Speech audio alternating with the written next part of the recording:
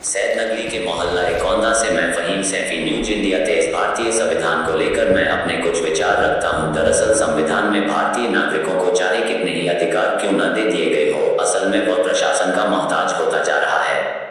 आजादी के 73 वर्ष बाद भी प्रशासन के सामने नागरिक कहीं ज्यादा बोने हो गए हैं। पुलिस का एक छोटा सिपाही भी लोगों के लिए आंतक होता है। न्याय व कानून के बावजूद भी पुलिस के रियासत में लोगों का मरते जाना ताकत के समीकरणों के ढांचे का खुलासा कर रहा है। समर्थ लोग हर हालत में जीने का तरीका निकाल लेते हैं, जो असमर्थ उनकी परेशानियां सुनने की फुर्सत किसी के पास नहीं है।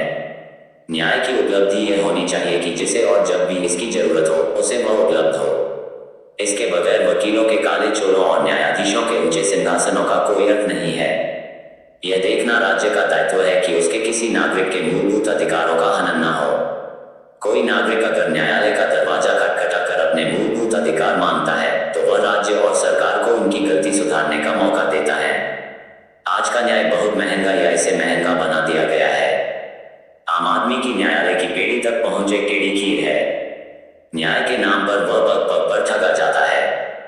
न्याय उसके लिए एक मृग तृष्णा है। आम आदमी देखता है, सुनता है कि उसका खून सस्ता और कानून का पसीना महंगा है। न्याय पाने के लिए उसे पेट की रोटी और तन के कपड़े भूलने का डर है, रात की नींद और दिन का चैन खोने का डर है। आम लोगों की यह धारणा होती जा रही है कि झूठ और रिश्वत के बिना कोई केस जीता नहीं जा सकता। अदालतों में हजारों लाखों झूठी गवाहियां होती है। हर अवसर पर गरीब हारता है। जीत सिर्फ और सिर्फ पैसे वाले के भाग्य में होती है। जेलों में पड़ा अपराधी वर्षों तक बिना निर्णय के रह जाता है। कभी कभी तो वह समय अपराध के लिए अधिकतम दिए जाने वाले कारावास से भी अधिक हो जाता।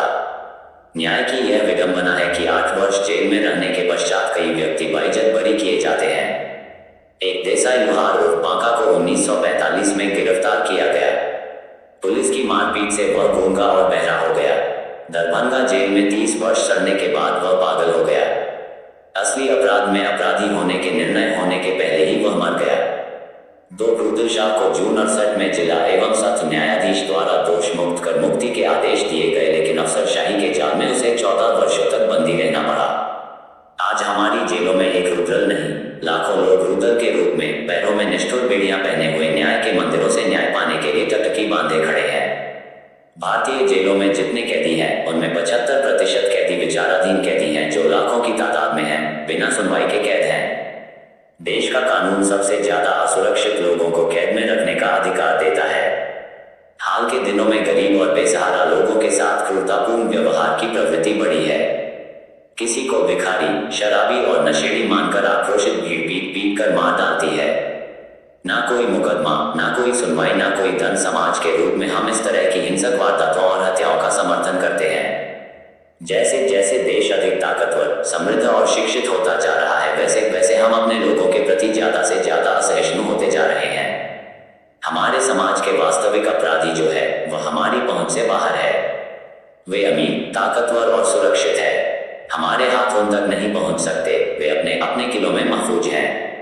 हमारी जेलें ऐसे लोगों से भरी पड़ी है जिन पर कभी मुकदमा नहीं चलाया गया।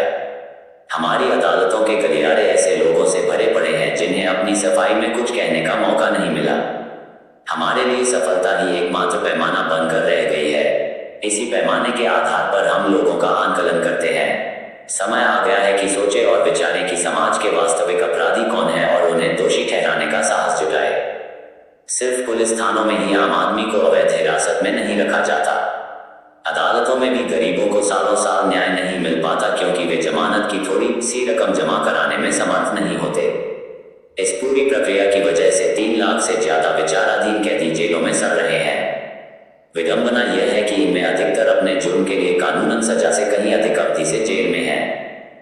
अगर निठारी में गरीबों के बच्चों की गुमशुदगी की सुध न लेने के लिए पुलिस पर इल्जाम लगाया जाता है, तो जब हमारे न्यायाधीश जो सालों से जेलों में सड़ रहे विचाराधीन कैदियों का संज्ञान लेने को तैयार नहीं है, क्या वे भी उतने ही संवेदनहीन नहीं है? अभिजात वर्ग को तरजीह हमारी न्याय व्यवस्था कई समानांतर सिस्टम को मिलाकर बनी है। सबसे निचले स्तर पर पिछड़े हुए गरीब लोगों का सिस्टम है। दरअसल ऐसा कोई सिस्टम ही नहीं है, क्योंकि उसमें पैसा नहीं है। जाति, स्थानीय संबंध और ऊंची पहुंच जैसे फैक्टर के आधार पर कानून लागू कराने वाले दोषी का निर्णय करते हैं। हमारे सिस्टम की अगली परत मध्यम वर्ग की है, जो अपनी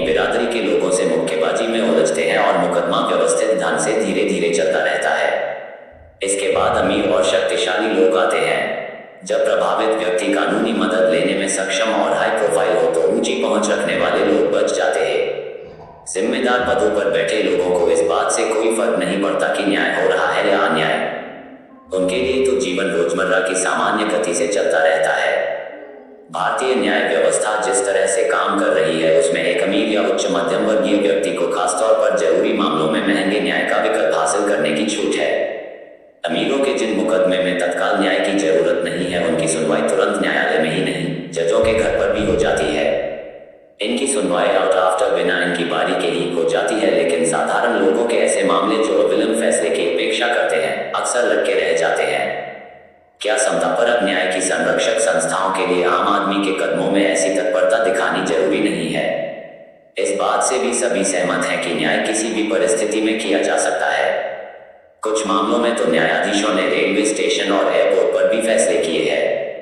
अन्याय और असमानता भरे समाज में न्याय हमेशा इस तरह सुलभ हो सके तो इसमें हमारी न्याय प्रणाली पर लोगों का भरोसा बढ़ेगा।